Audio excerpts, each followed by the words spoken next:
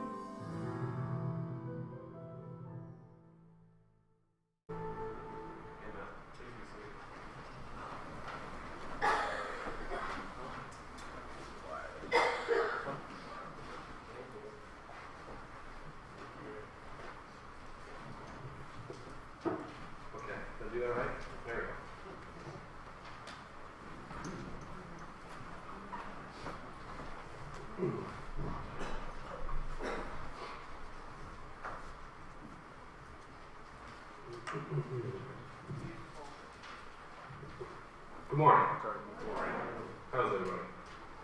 See a lot of smiling faces. That's a good sign. As Pastor said, I spent the week in South America. I got back at, it was like 2:30 Saturday morning, and I hadn't written my sermon yet when I got home at 2:30 Saturday morning, so I did it late last night, and then I lost an hour of sleep. If this is less coherent than normal, I'm sorry. That's why. I don't usually make slides when I speak in church, but this message, it really needed visual aids, right? And so I know some people like slideshows put them to sleep, other people it's more engaging. I'm going to walk around a lot and try to just keep people awake, so there should be something for everybody. So the message this morning is entitled, Aren't Miracles Against the Rules? And here's what it's going to be all about. So you have to click on it. There it goes. So the outline, one, I want to review this Lenten series that we're in and talk about what it's all about and who's participating, and just what we're supposed to take away from the season of preparation for Easter. The scripture this morning is Matthew in the bulletin, but I actually call an audible. I like the scripture in Mark. It's the same story, but there's a little bit different flavor, and I like the one in Mark a little better. I'm going to talk a little bit about the relationship of science and faith, which is something that I've lived with and thought about a lot. And then we'll actually get to the meat of the message in some sense, the actual encounter with the paralytic, and then a few concluding remarks. So here's our Lenten sermon series. It's called Encounters with Jesus, right? And there are a few things going on. One, this sermon series is all about Jesus' ministry, and it's all about the way that Jesus interacted with different people. So there are people like, Pastor preached about the man that was paralyzed and his friends dug a hole in a roof and put him down through the roof last week. There were a lot of people involved there, and they all encountered Jesus in a little bit different way, right? The paralytic encountered Jesus in sort of a helpless way. He didn't probably have a whole lot of choice in the matter. The Pharisees were angry. The people in the crowd were probably as much confused as they were angry. Everybody encounters Jesus in different ways, and we all take different things from that encounter. Everybody's changed, though, right? That's one of the main points of this whole series, is that if you encounter Jesus, you don't leave the same as you were when you came. Part of this sermon series is that I'm not pastor, and so there are various different people who are going to preach parts of this sermon series.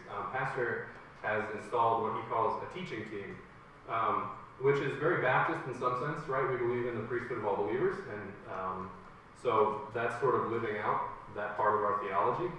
It's also very nice because we all have different experiences in our lives, right? My day-to-day is very different from your day-to-day.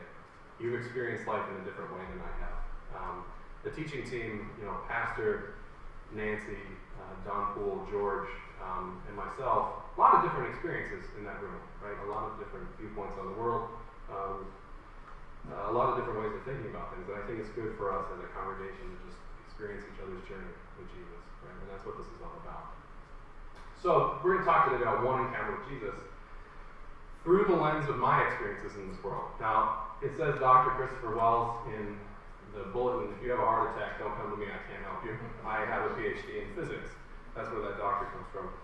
And so my experience, and the thing that I can add to this sermon series, is that of a scientist. I was a practicing scientist for a number of years. I'm published. You don't want to read them. They're very boring. Totally impractical things that I studied. But I know what it means to be a scientist. I thought like a scientist. I still try to in certain times. Ask Rachel. I approach a lot of relationship stuff like it's not good. You shouldn't do it. But that's how I see the world, and that's how I've been trained, and that's the unique thing that I can offer. So, without any further ado, let's get into it. So here's Mark 3, 1 through 6. I love the book of Mark. I love all the Gospels, but Mark, scholars think it was the first. So it's the oldest Gospel. And you get the feeling when you read it that Mark was like in such a hurry to get it out there that he just sort of blew through it, right? I think if it were written today, it would be a series of comic books. I honestly do. It's action-packed. There's constantly something happening. The transitions from one story to another, they're not smooth by any means. Like this one here, Another time, Jesus went into the synagogue, like totally discontinuous from what was going on at the end of chapter 2. It's like, meanwhile in the Batcave, right? It's a little bit lazy, but I think it was Mark's excitement, right? And he was a layperson. He was just an ordinary guy, right? And he saw these things, and he was excited about them, and he wanted to get them out there. So it's a little raw, but I love it. So here's what it says. Jesus heals on the Sabbath. Another time, Jesus went into the synagogue, and a man with a shriveled hand was there. Some of them were looking for a reason to accuse Jesus. So he doesn't even tell you who some of them is, right? The Pharisees, the leaders, right? Some of them were looking for a reason to accuse Jesus, so they watched him closely to see if he would heal on the Sabbath. Jesus said to the man with the shriveled hand, "Stand up in front of everyone." Can you imagine? Then Jesus asked them, "Which is lawful on the Sabbath, to do good or to do evil, to save life or to kill?" In Matthew, it's actually a little bit different. He asks, if you lose a sheep on the Sabbath, wouldn't you go and pull it out of the pit, right? It's a little bit different flavor. But they remained silent. They didn't say anything back. He looked around at them in anger, and deeply distressed at their stubborn hearts, he said to the man, "Stretch out your hand." So he stretched it out, and his hand was completely restored. Then the Pharisees went out and they began to plot with the Herodians how they might kill Jesus. The Herodians, the people that were loyal to Herod. Okay. That's the story. That's our point of departure for this message. Now, this message and the previous week's message, they were about healing. They were about miracles, right? And so, hence the title of the sermon: "Are Miracles Against the Rules?" And by implication, I'm going to say no, right? Like, that's what's coming. But here's what I want to talk about. Here's why I want to get there. One, I want to talk about why is this so important in life? Why do we care? They're just stories, right? Why do we have to worry so much if they're literally true around us? I want to talk a little bit about how not to think about our faith. So we've all everybody builds up patterns of thinking, right, over the years. And at some point, maybe we stop challenging them a little bit. But I want to help deconstruct some of what I think are bad patterns for thinking about our faith. I'm going to challenge you a little bit, so it's coming. It's not going to be totally comfortable, I think. And then I want to talk about how to think about science and the miraculous. And those are the three things that I really want to dig into here. This painting, as we talk about why this is so important, this is called Christ of St. John of the Cross, and it's by Salvador Dali. And it's actually, it was inspired by a sketch in sort of the margins of a book by this mystic from the 16th century called St. John of the Cross. And I love this painting because, it's got Jesus up looking over the whole world, right? Stretched out, arms wide. And then at the very bottom, I don't know if you can make it out from back there, but there's a little boat by the sea, right? And so it reminds us that Jesus came as a humble person, right? He wasn't a king when he was on earth. The first reason the miracles are so important is because they're a big part of Jesus' ministry, right? That's the obvious one. Jesus started his ministry by turning water into wine, and we Baptists did the miraculous and turned it back into grape juice, right? Doing amazing things are a big part of his ministry. They give credence to the fact that he's God in human flesh, right? They help to show that he has power, that he wasn't just a man, right? That God's hand was on this ministry as he was on earth. This is the easiest one. I don't really have to say a whole lot about that, I think. 2, we live in a world where science is very important, right? Like, in your pocket, you probably have a computer that 60 years ago would have taken up a whole building, right? This computer, this phone, and the electronics that we have is running our sound system. That's all we use it for. 10 times more powerful than the stuff they used to get the moon, right? In the Apollo missions. That's amazing. Our world is driven by our understanding of how the natural world works, right? You have music in your car, right? You can talk to people around the globe. I had a video conference with one of the guys that works with me and for me at Chatham from my hotel room in Bogota on Thursday, right? I could see him clear as day, right? And he could see me clear as day. We cure diseases today that killed millions in the past, right? We've sent probes outside of our solar system.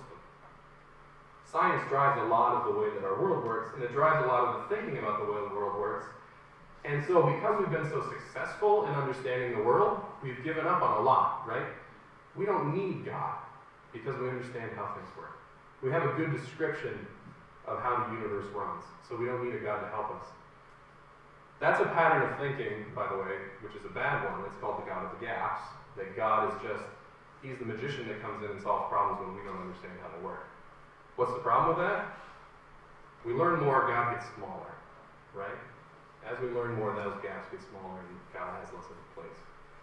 The world we live in, there's a lot of scientism, there's a strong belief in naturalism, and if we're going to have conversations with that world about what is truly fundamentally supernatural, then we have to understand this. This is why it's so important. And that's really leads to the last point. We're a people whose hope is in the miraculous. If you're here this morning and you don't believe in the supernatural, I can't understand you. What are you doing here? Right? We're going to talk in a few weeks about a man who was nailed to a cross, stabbed in the side with a spear, buried, wrapped in cloths, and then 3 days later he got up. Right? He got up and he left a tomb sealed by a 10-ton rock. Right? We're a people who believe in the miraculous fundamentally. And our hope is in the miraculous, right? We believe that someday, either we're going to die, and then eventually be raised when Christ comes, or if he doesn't tarry, we won't be raised, right? We'll be lifted up to the sky with him when he comes, right? The God of the universe is going to come back and stand on the earth again. And not only that, he's going to redesign it. He's going to rebuild it. He's going to fix it. The miraculous is in our blood. It's in our DNA. It's a part of us we can't escape, and we can't deny it. And as hard as it is sometimes, because people will look down on you and think, oh, they're a bunch of snake handlers. They believe in all that hocus pocus. It's core to us. It's core to who we are. That's why this is so important to talk about. That's why I get a little fired up about it. I'm excited. I'm excited to take you on this journey. So here's some ways that we should not think about our faith. It's some patterns of thinking that I think are important to displace and replace. One, we need to be okay with ambiguity. I missed it today, and I truly did miss it. I've been in Ken's Sunday school class, talking about knowing God biblically. And we've been talking about a lot of stuff, deep stuff about who God is, and how we're supposed to understand him. And one of the conclusions we come to often is just, boy, I don't really know. God is so big. And someday we might understand, right? Someday God will pour into us an understanding of who he truly is, and we'll see him as he is, right? Because we'll see him face to face. But there's some stuff we just don't understand. As a physicist, every day when I was getting trained, I felt just dumber and dumber. I honestly did. Like, the universe is complicated, right? This world is really complicated. It used to be you could fix your car, right, by yourself. Average Joe could fix the car. Now they're full of computer chips and all this fancy stuff. We got GPS in them. The world, the universe, is a very strange and special place. So on both sides of this, the Bible, there are things that we don't understand. There are things that God does in our lives that we don't understand. There are things about the universe, the natural world, that we don't understand. We should be okay with not having all the answers. And I know that's tough because probably at work, if you don't have the answers, you look like an idiot, right? And someone else who does have the answer looks better. But in these matters, it's okay. You have to be able to cope with that ambiguity. It's very important. Two, I think, and this is, I don't even really need to say this probably, but we need to be about truth with a capital T, right? One of my favorite philosophers from the previous century was Simone Weil, and she said that Christ likes us to prefer truth to him, because eventually if you pursue truth long enough, you'll find him, right? Jesus said, I'm the truth, right? The truth, capital T. Someone doesn't believe, they think the universe can be explained and everything that happens in terms of natural laws. That's fine if they're honest about it, right? If they're pursuing an understanding of the world deeply and honestly and looking for truth, they're going to find Jesus. And we can help them on that journey by being okay with the ambiguity of not understanding everything and being just about truth with a capital T. Finally, and this is probably the one that's least comfortable for everybody, so I'm going to take a drink and let you soak that in. The Bible's not a science textbook, right? It's a lot of things. It's genealogy, poetry, it's history, it's prophecy, it's weird. Read Ezekiel when you get home. Read Revelation. It's bizarre. There's a lot of different things that the Bible is. It is not a science textbook, and it should not be used as such. And I want to dig into this one a little bit. Anybody know what those are? That's the yellow things. What's that? Garbanzo beans. Garbanzo. They look like garbanzo beans. Yeah, those are mustard seeds, actually. Mustard seeds. This is what that fluorescent yellow stuff you put on your dog comes from, right? It's mustard seeds. Jesus said in Matthew that the kingdom of God is like a mustard seed. Though it's the smallest seed, it grows into an enormous tree, right? Are mustard seeds the smallest tree? The smallest seed? No, they're not even close, right? Have you ever looked inside a banana? Those little black things are banana seeds. They're tiny. They're absolutely tiny. Was Jesus wrong? No, he wasn't giving a botany lesson, right? This is not the Journal of Herbology or whatever it is where you learn about horticulture. Jesus was giving an object lesson. He was making an analogy. It's not botany. This is not a science text. What's that symbol? Andrew knows. Yeah, we were talking about this morning, actually. That's the Greek letter pi, and in the colors there, I don't know why it's like rainbow colored, but this is what happens when you Google it at like 1:30 in the morning. You make strange choices.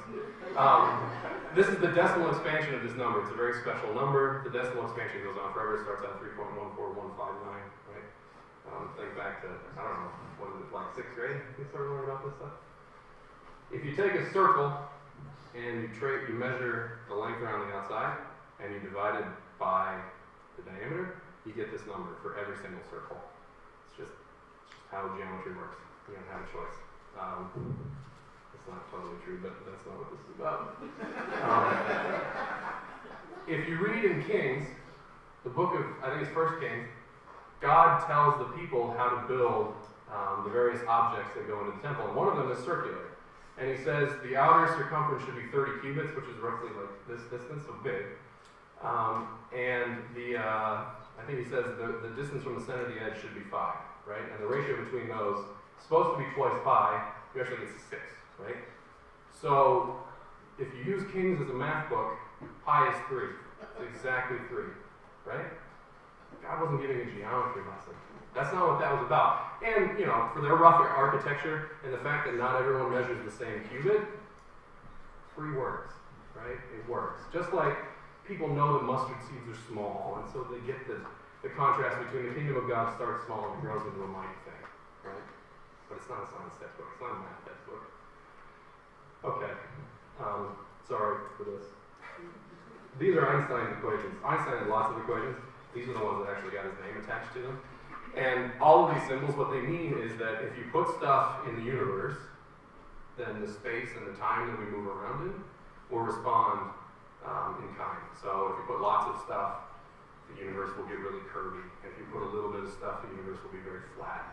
And so the curvature part is on the right, and the stuff part is, curvature stuff is on the left. I just switched directions. And the stuff part is on the right. Okay? Now imagine Genesis 1:1 said, in the beginning, God created a symmetric 2-index tensor in 4 space-time dimensions, and it responded to curvature proportional to the gravitational constant.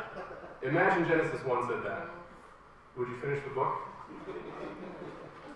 No. And yet, if you want to describe how a universe works, like ours, that's the right language to describe it in detail. There's no way around it. You can't understand how galaxies move. You can't understand how solar systems are formed. You can't understand how stars evolve and grow and die and create clouds of gas. You just can't. But that's not what God's trying to tell us in Genesis 1, right? He's trying to tell us that He's sovereign, that He's creator, that He's powerful, and that He created a universe that we could live in. He wasn't in a hurry for us to get to this. It took us, almost 6,000 years, right, to get to this.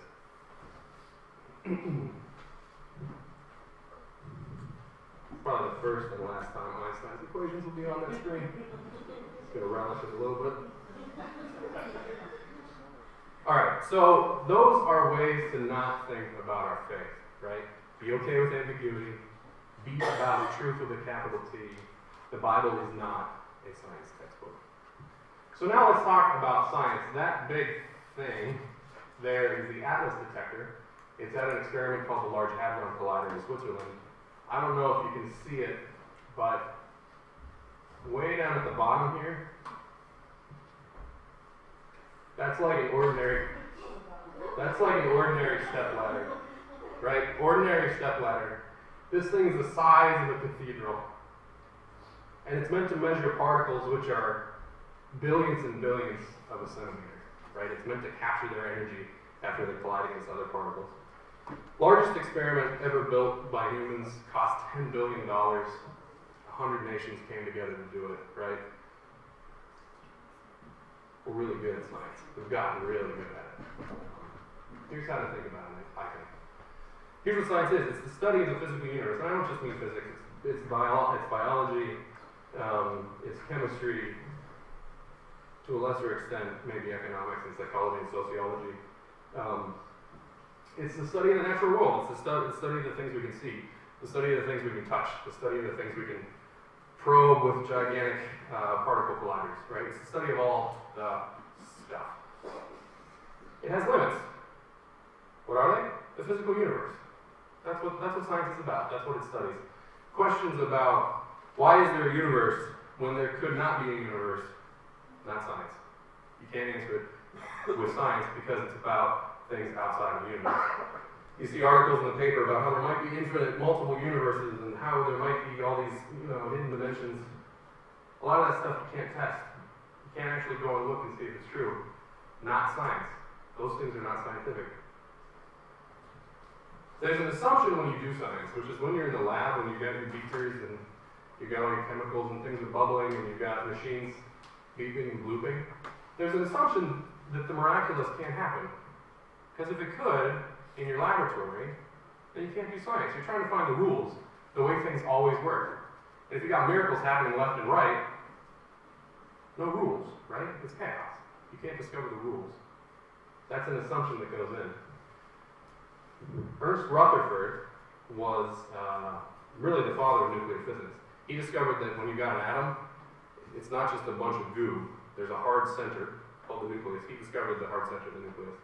Actually, he had like a team of graduate students looking through tiny pinholes, waiting for alpha particles to bounce off of gold. And when they bounced off gold, they'd flash. And the students looking for pinholes just made like check marks. Right? This is what graduate studies were like in the early 20th century. They haven't gotten a whole lot better. He was half right. One of the things he said was, all science is either physics or stand collecting. He didn't have a high view of like biology and chemistry. But he was half right. What he was saying was that these sciences, these other guys, they just kind of, they record things. They write down the names of butterflies, the shape of their wings, and what happens when you mix this chemical with this goop. What color does it turn? Right? He was saying it's all this sort of recording facts, and it's very boring. Turns out physics is just about recording facts too. It's just we're really good at it. Like we have equations where with that one equation you can describe all the ways the universe works. Right? All the way galaxies form, all the different ways you can get a universe that expands and grows and cools like ours does. But they're all just facts. Right? There's nothing deep about this. It's just physicists are really good at stand collecting. That's the thing that Rutherford missed. And then finally, and I know I just showed you an equation, but here's a Latin phrase, de omnibus dubitandum est. What does it mean? Well, it means all things should be doubted. So this is attributed to René Descartes, the French philosopher and scientist and mathematician and just all-around curious, good French guy, lived in the 18th century. What he's saying here is that if you want to understand the universe, doubt all your assumptions. Right? If you want to make any progress understanding things, doubt and doubt and doubt until you get to firm ground, right? And then start building. He also said, I think, therefore I am. This is that same guy, right? He was trying to understand, it's like, how can I make progress understanding this difficult, complicated world around me? The assumption that underlies being a scientist when you're in the laboratory is a worldview called naturalism. And I alluded to it before. It's just the belief that there's no miraculous stuff happening. There are no miracles. There's no supernatural. When you're looking, you see the universe as it is and always was and always will be everywhere. It's a big assumption, right? Like, we don't get to go everywhere. We just get to we have labs on this earth, and we might do experiments in different laboratories around the earth, but we don't get to go everywhere. And we're not always measuring, right? You see a chemist, they don't always have their like beakers and pipettes with them, checking that when we mix, I don't know, nitric acid and salt, you get bubbles or something. I'm not chemist, but I tried. If naturalism is true, if you take this out of the laboratory, it's okay to have it in the laboratory because you need to make progress, and those weird data points, there is something miraculous that happens, there's statistical ways of treating it. But if you take naturalism out of the laboratory, then one thing that's a consequence of that is that human reason is just random electrical activity in your brain, right? So the universe started, everything got set in motion, and then all of that led to your brain having certain signals in it that told you that naturalism was true. Consequence of that is there's no such thing as truth in that case.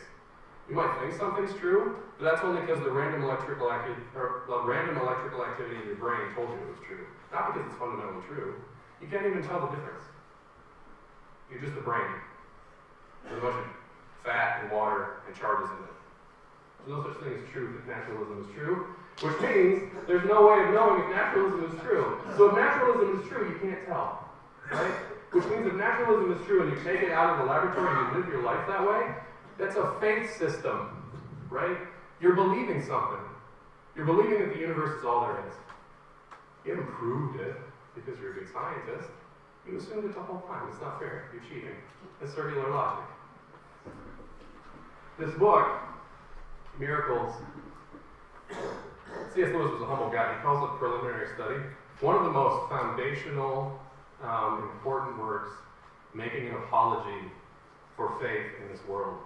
C.S. Lewis was writing when the atomic age was starting, right? World War II was going on. Technology was growing by leaps and bounds. We were starting to unlock the atom and understand quantum mechanics. And he wrote this beautiful little book.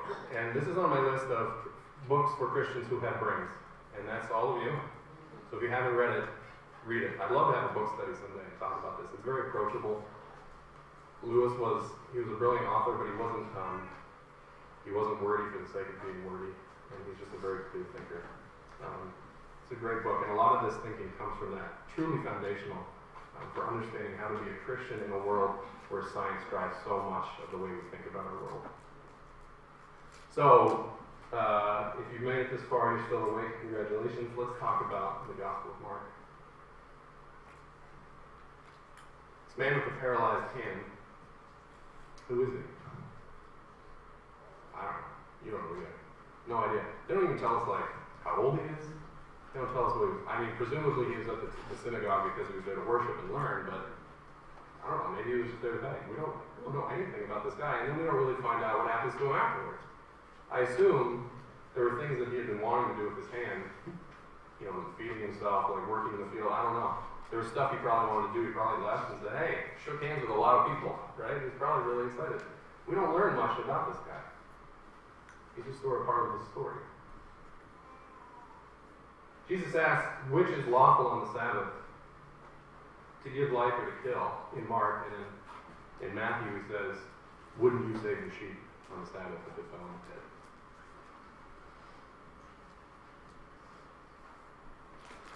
This is the double meaning of the title of my message, right? The title is, aren't miracles against the rules? For the Pharisees, it was against the rules for Jesus to heal this man. They lived their life by law, by formulas, by do this and don't do that. And then scientifically, well, you're not supposed to just sort of spontaneously do it yourself. That's supposed to be against the rules. You read the Gospels enough, you realize Jesus isn't so much about the letter of the law as much as the Spirit. What is it that God intended for His law? He intended for people to live in community with Him as righteous, right? He intended us to understand what His standard was for being in a relationship with Him. He didn't, Jesus could have said to the guy, look, I would love to heal you today, but it's the Sabbath. Come back tomorrow. Let's meet for lunch. Heal your hand. It'll be cool. I won't make those guys mad. But he was making a point. He says it's actually, in Mark, it says it's a life and death matter. I don't know, maybe this guy was terribly ill and this was just a symptom, right? His clenched hand was just a symptom.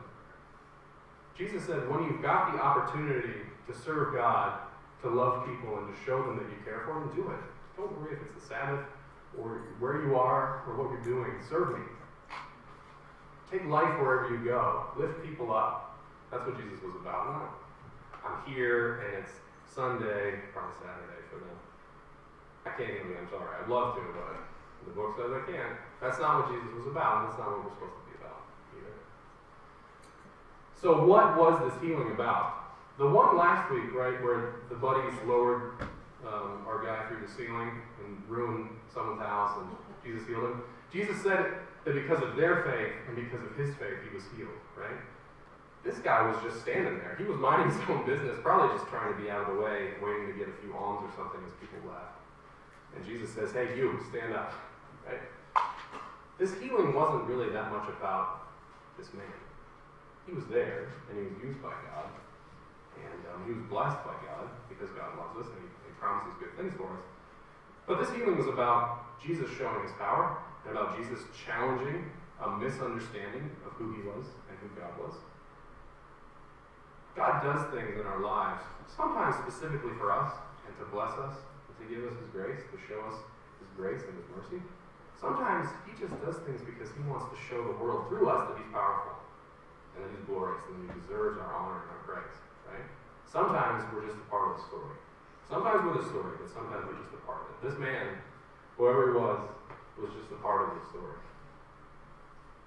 His encounter with Jesus was a good one. The Pharisees had an encounter very similar to the one they did in the previous story. They got all upset. They said, we're going to get you, Jesus. And then they ran off and they plotted together, right? Because their framework for the world had been challenged in a dramatic way. So aren't miracles against the rules? I already spoiled it for you. No, I don't think they are. Anybody recognize this one?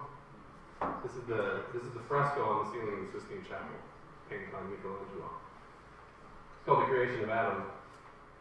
God's will is what decides what's lawful. Okay? God does what he wants to do. He's God. So, healing on the Sabbath, Jesus said it was okay. In that moment, that's what God wanted. That's how God brought honor to himself, and that's how God showed his love to this world. Creating the world with natural laws which are beautiful and difficult to understand and can be used to make wonderful technologies, that was God's will. And then, a party ran out of wine. So he turned water into wine. He broke the rules a little bit. Or the rules at the back door. I don't actually know how it works. I'm okay with the ambiguity. I don't completely understand it. But whatever God's will is, that's what's going to happen. That's what's lawful. That's what's right. Our understanding of the universe, all the science that we've done here today, is perfectly compatible with the notion of the miraculous. There is no conflict between science and faith. We drum up a lot of conflict. We're a people that loves drama. You survived this election just like I did. We love drama. There is no contention between science and faith. They are perfectly and utterly compatible. And then finally, and I think this is the most important thing, as we walk through this season of Lent and we think about preparing ourselves for the torment of Holy Week and that big celebration, right? We're getting ready for a big celebration. That's why we go through this period of preparation. Jesus uses difficulty in our lives to perfect us, to make us better, like putting raw stones in a furnace and getting pure gold out the other side. God uses that difficulty to perfect us and to bring glory to himself.